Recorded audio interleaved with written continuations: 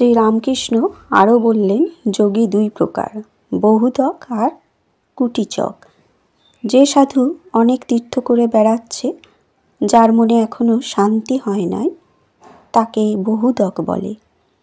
যে যোগী সব ঘুরে মন স্থির করেছে, যার শান্তি হয়ে গেছে, সে এক জায়গায় আসন করে বসে আর নড়ে না। সে এক স্থানেই বসে তার আনন্দ হয়, তার তীর্থে যাওয়ার কোনো প্রয়োজন পড়ে না। যদি সে তীর্থে যায়, সে কেবল উদ্দীপনের জন্যে। ঠাকুর বলেছিলেন, আমায় সব ধর্ম একবার করে নিতে হয়েছিল। হিন্দু, মুসলমান, খ্রিস্টান, আবার শাক্ত, বৈষ্ণব, বেদান্ত, এই সব পথ দিয়েও আসতে হয়েছে। দেখলাম সেই এক ঈশ্বর, তার কাছে সকলই আসছে ভিন্ন ভিন্ন পথ দিয়ে। ঠাকুর এইভাবে বুঝিয়ে বলেছিলেন, বালিশও তার খোলটা, দেহি ও দেহ।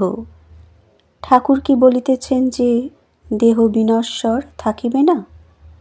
দেহের ভিতর যিনি দেহি, তিনি অবিনাশী। অতএব দেহের ফটোগ্রাফ লইয়া কি হইবে?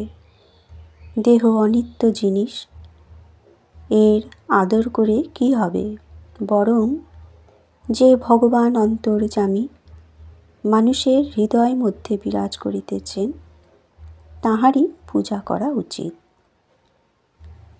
তবে একটি কথা আছে, ভক্তের হৃদয় তাঁর আবাসস্থান। তিনি সর্বভূতে আছেন বটে, কিন্তু ভক্ত হৃদয়ে বিশেষ রূপে আছেন। যেমন কোনো জমিদার তার জমিদারির সকল স্থানেই থাকিতে পারে, কিন্তু তিনি তাঁর অমুক বৈঠকখানায় প্রায় থাকেন।